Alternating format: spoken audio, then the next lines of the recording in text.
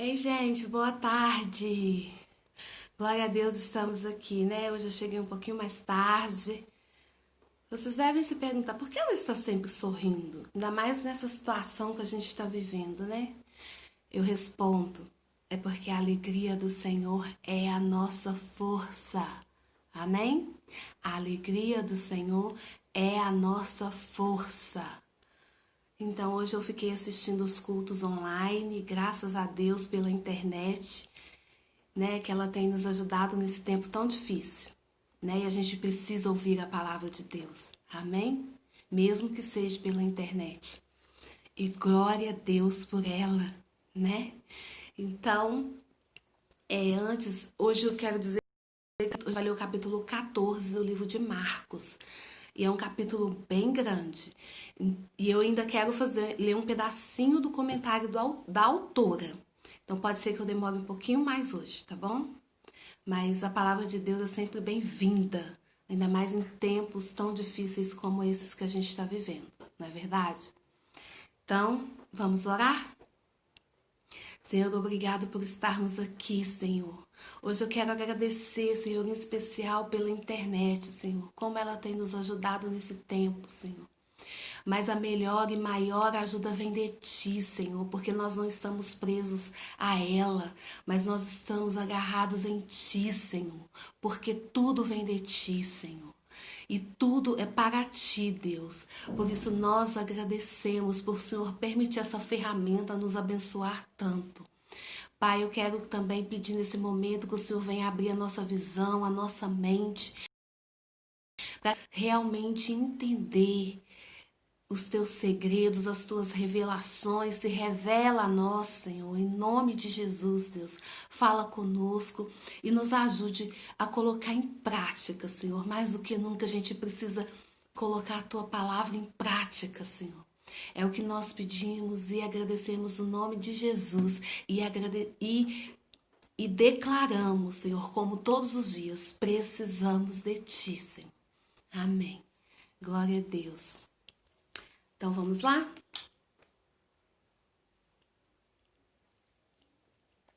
Capítulo 14 do livro de Marcos. Versículo 1. Jesus é ungido em Betânia. Faltavam apenas 2 dias para a Páscoa e para a festa dos pães sem fermento. Os chefes dos sacerdotes e os mestres da lei estavam procurando um meio de flagrar Jesus em algum erro e matá-lo, mas diziam: não durante a festa, para que não haja tumulto entre o povo. Estando Jesus em Betânia, reclinado à mesa na casa de um homem conhecido como Simão, o leproso, aproximou-se dele certa mulher com um frasco de alabastro, contendo um perfume muito caro, feito de nardo puro. Ela quebrou o frasco e derramou o perfume sobre a cabeça de Jesus. Alguns dos presentes começaram a dizer uns aos outros indignados: por que este desperdício de perfume? Ele poderia ser vendido por 300 denários e o dinheiro ser dado aos pobres. E a repreendiam severamente. Deixem-na em paz, disse Jesus, porque a estão perturbando. Ela praticou uma boa ação para comigo, pois os pobres vocês sempre terão com vocês e poderão ajudá-los sempre que o desejarem. Mas a mim vocês nem sempre terão. Ela fez o que pôde. Derramou o perfume em meu corpo, antecipadamente preparando-o para o sepultamento. Eu lhes asseguro que onde quer que o evangelho for anunciado, em todo o mundo, também o que ela fez será contado em sua memória. Então Judas Iscariotes, um dos 12, dirigiu-se aos chefes dos sacerdotes a fim de lhes entregar Jesus. A proposta muitos alegrou e lhe prometeram dinheiro. Assim ele procurava uma oportunidade para entregá-lo. Versículo 12. A ceia do Senhor. No primeiro dia da festa dos pães sem fermento, quando se costumava sacrificar o cordeiro pascual, os discípulos de Jesus lhe perguntaram: Aonde queres que vamos e te preparar? Aonde queres que vamos e te prepararemos a refeição da Páscoa? Então ele enviou 2 de seus discípulos, dizendo-lhes: Entre na cidade e um homem carregando um pote de água virá ao encontro de vocês. Sigam-no e digam ao dono da casa em que ele entrar. O mestre pergunta: Onde é o meu salão de hóspedes, no qual poderei comer a Páscoa com meus discípulos? Ele lhe mostrará uma ampla sala no andar superior, mobiliada e pronta. Façam ali os preparativos para nós. Os discípulos se retiraram, entraram na cidade e encontraram tudo como Jesus lhe tinha dito e prepararam a Páscoa. Ao anoitecer, Jesus chegou com os 12. Quando estavam comendo, reclinados à mesa, Jesus disse: Digo-lhes que certamente um de vocês me trairá. Alguém que está comendo comigo. Eles ficaram tristes e um por um lhe disseram: Com certeza não sou eu. Afirmou Jesus: É um dos 12, alguém que come comigo do mesmo prato. O Filho do Homem vai como está escrito a seu respeito. Mas ai daquele que trai o Filho do Homem, melhor lhe seria não haver nascido. Enquanto comiam, Jesus tomou o pão, deu graças, partiu e o deu aos discípulos, dizendo: Tomem, isto é o meu corpo. Em seguida tomou o cálice, deu graças, ofereceu-o aos discípulos e todos beberam. E lhes disse: Isto é o meu sangue da aliança, que é derramado em favor de muitos. Eu lhes afirmo que não beberei outra vez do fruto da videira até aquele dia em que beberei o vinho novo no reino de Deus. Depois de terem cantado um hino, saíram para o Monte das Oliveiras. Versículo 27. Jesus prediz que Pedro o negará. Disse-lhe Jesus: Vocês todos me abandonarão, pois está escrito: Ferirei o pastor e as ovelhas serão dispersas. Mas, depois de ressuscitar, irei adiante de vocês para a Galileia. Pedro declarou: Ainda que todos te abandonem, eu não te abandonarei. Respondeu Jesus: Asseguro-lhe ainda que hoje, esta noite, antes que 2 vezes cante o galo, 3 vezes você me negará. Mas Pedro insistia ainda mais: Mesmo que seja preciso que eu morra contigo, nunca te negarei. E todos os outros disseram o mesmo. Versículo 32, Jesus no Getsêmani. Então foram para um lugar chamado Getsêmani. E Jesus disse aos seus discípulos: Sentem-se aqui enquanto vou orar. Levou consigo Pedro, Tiago e João e começou a ficar aflito e angustiado. E lhes disse: A minha alma está profundamente triste, numa tristeza mortal. Fiquem aqui e vigiem. Indo um pouco mais adiante, prostrou-se e orava para que, se possível fosse, afastada dele aquela hora. E dizia: Abba, Pai, tudo te é possível. Afasta de mim este cálice, contudo, não seja como eu quero, mas sim o que tu queres. Então voltou aos seus discípulos e os encontrou dormindo. Simão disse ele a Pedro: Você está dormindo? Não pode vigiar nem por 1 hora? Vigiem e orem para que não caiam em tentação. O espírito está pronto, mas a carne é fraca. Mais uma vez, ele se afastou e orou, repetindo as mesmas palavras.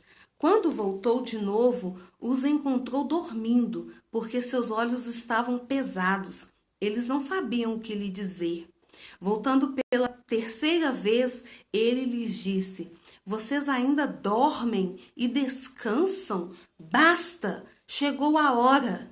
Eis que o Filho do Homem está sendo entregue nas mãos dos pecadores. Levantem-se e vamos. Aí vem aquele que me trai. Versículo 43, Jesus é preso. Enquanto ele ainda falava, apareceu Judas, um dos 12. Com ele estava uma multidão armada de espadas e varas, enviada pelos chefes dos sacerdotes, mestres da lei e líderes religiosos. O traidor havia combinado um sinal com eles. Aquele a quem eu saudar com um beijo é ele. Prendam-no e levem-no em segurança. Dirigindo-se imediatamente a Jesus, Jesus disse: Mestre, e o beijou. Os homens agarraram Jesus e o prenderam.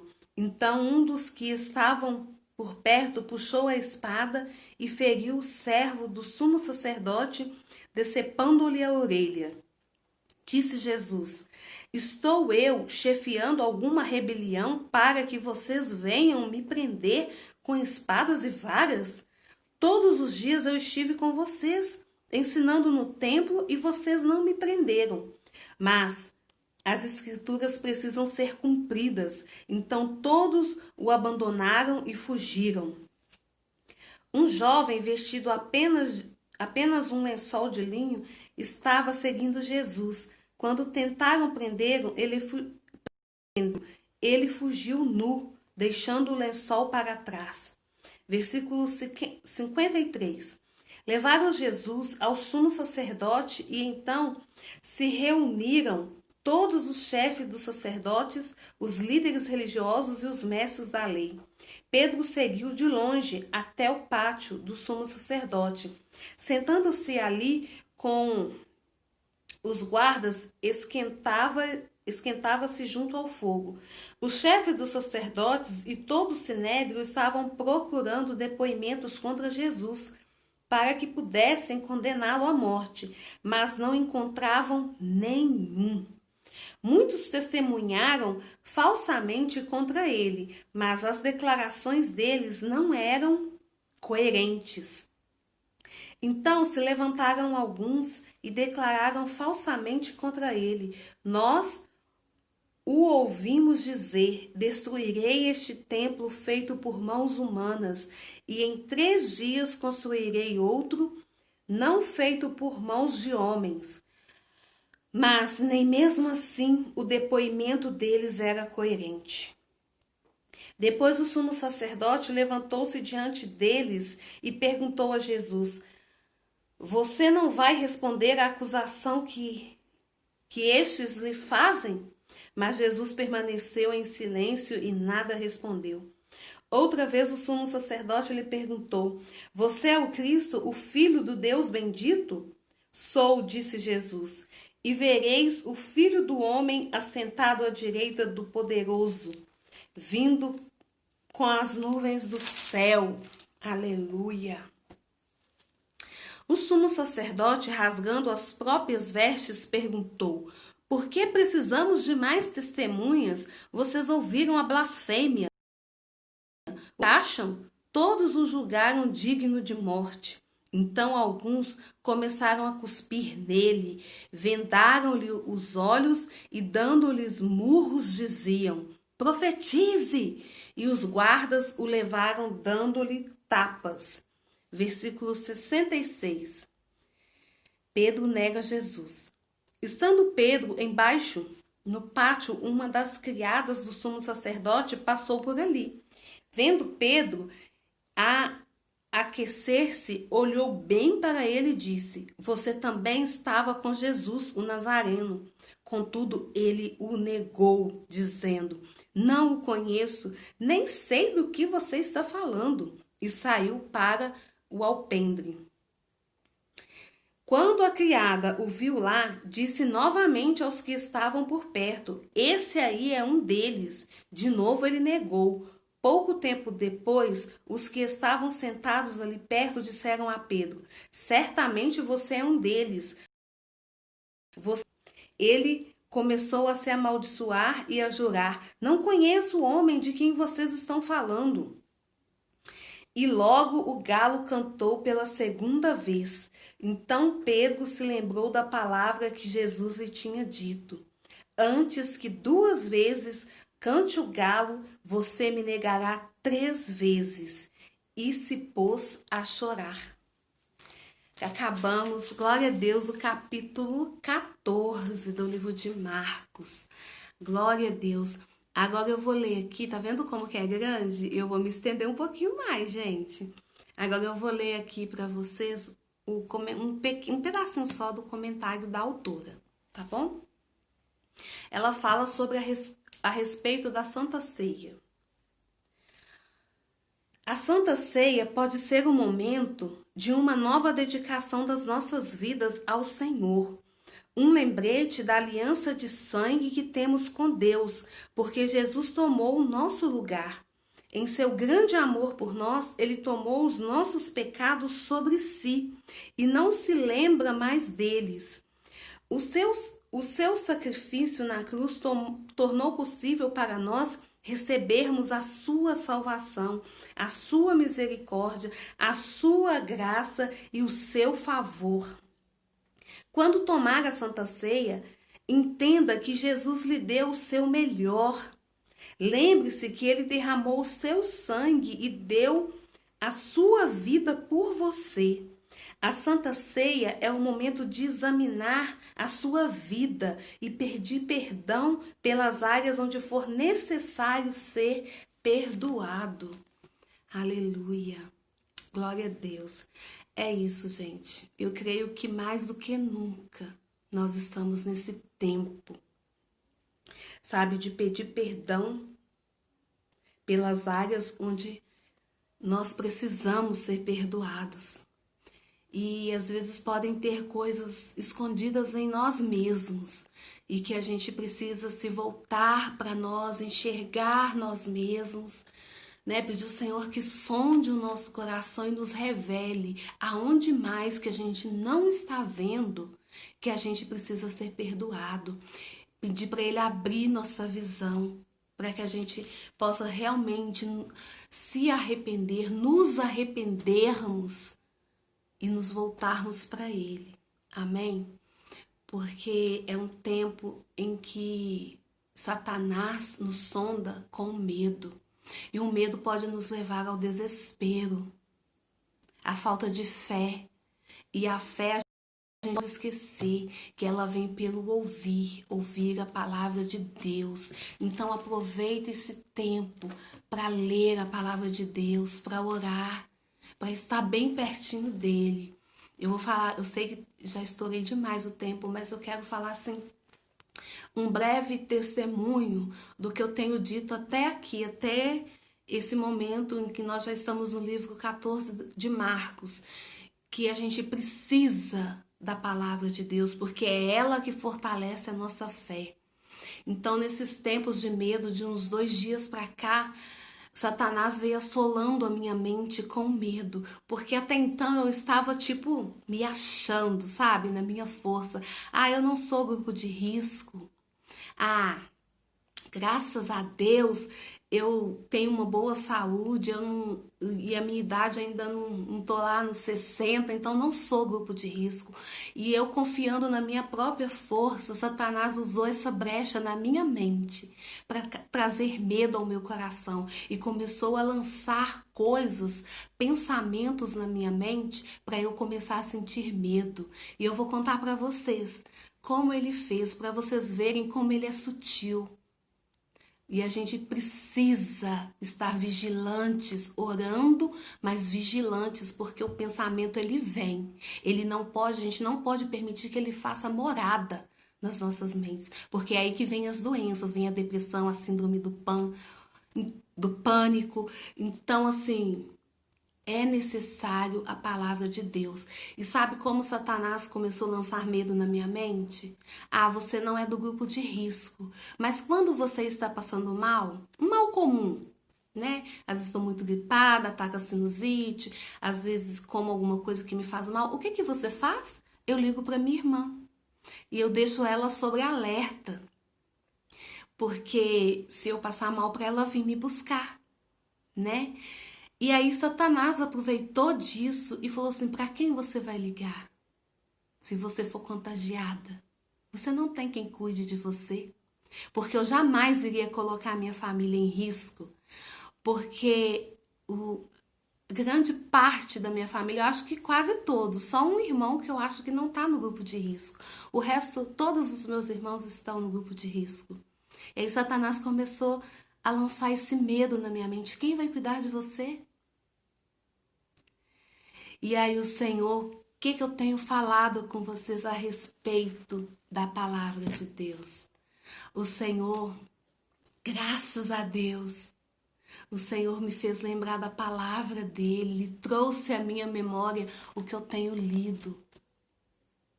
Sabe, para verdadeiramente eu lançar esse medo fora. E o Senhor perguntou assim para mim: quem tem cuidado de você até aqui, filha?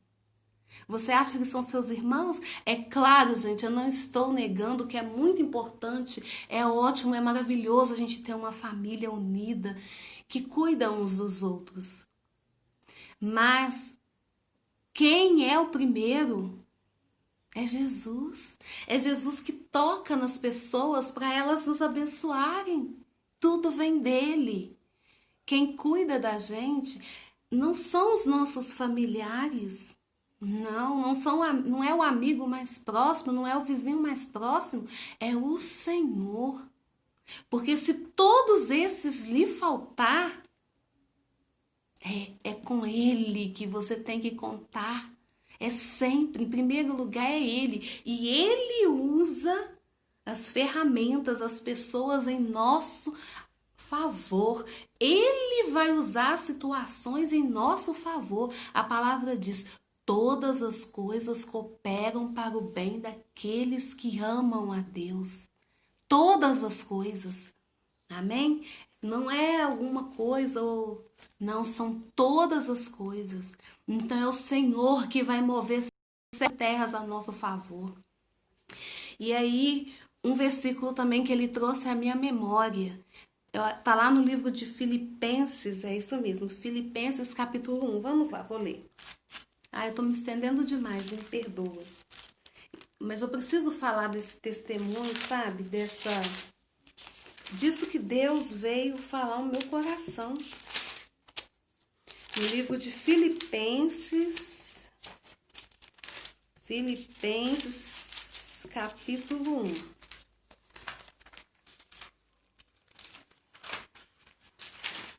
Filipenses capítulo 1. E tá no versículo, no finalzinho, eu quero ler o finalzinho do versículo 20 e o versículo 21, tá? Foi isso aqui que o Senhor trouxe assim, muito forte ao meu coração. Também agora Cristo será engrandecido em meu corpo, também agora. Não é só quando tá tudo bem, não. Também agora Cristo será engrandecido em meu corpo, quer pela vida, quer pela morte. Porque para mim o viver é Cristo e o morrer é lucro. Então, assim, a gente tem que ter isso em mente. Quem está em Cristo, quem está em Jesus, o morrer é lucro. Não estou querendo fazer apologia que é a morte, não. Eu não quero morrer, tá? Glória a Deus. Estou bem aqui, não estou deprimida. Não quero morrer. Mas se aprover ao Senhor me levar nesse momento, que o meu encontro com Ele seja agora, que a vinda dEle para mim seja agora, o morrer é lucro, porque eu estou nele. Amém? Mas o que eu quero enfatizar aqui é que a gente precisa ter esse hábito da leitura da palavra, porque é a palavra de Deus que nos sustenta principalmente no momento em que o mar está agitado. Amém? É a palavra que nos sustenta. Então comam dela, bebam dela. Amém? E graças a Deus, o que fez morada na minha mente, o que eu permiti fazer um ninho na minha mente foi a palavra de Deus. E isso é possível a você também. Isso não é um privilégio da Soraya, não. Jesus veio para todos, veio para mim, veio para você. Mas para você ter essa convicção e não ter medo da morte, não temer as situações, você precisa crer nele, você precisa recebê-lo em seu coração como único e suficiente Salvador da tua vida. Amém? Porque aí sim o morrer será lucro para você. Amém? Então, nesses dias de caos, se você ainda não fez isso, faça hoje, faça agora. Receba aí no teu coração, Senhor. Peça a Ele para fazer morada. Senhor, eu te recebo como único e suficiente Salvador da minha vida. Perdoa os meus pecados, Senhor, e escreve o meu nome no livro da vida. É isso que você tem que fazer. É essa a decisão que você tem que tomar. Amém? Que aí você vai entender o que eu estou querendo dizer aqui. Se você ainda não compartilha dessa visão, a sua visão irá abrir para isso que eu acabei de viver. Acabei de dizer esse versículo. Porque para mim o viver é Cristo e o morrer é lucro. Então, se eu vivo com Cristo, em Cristo, eu creio que Ele está nesse barco. E mesmo o mar estando agitado, eu tenho paz. Porque se Jesus está no meu barco, não importa o que vai acontecer. Para mim é lucro. Sempre será lucro. O final sempre será de vitória. Amém? Então, desculpa me estender muito hoje, mas eu precisava compartilhar isso que estava no meu coração para vocês. Amém? E lembre-se, o verdadeiro amor lança fora todo medo. Amém? Então, glória a Deus.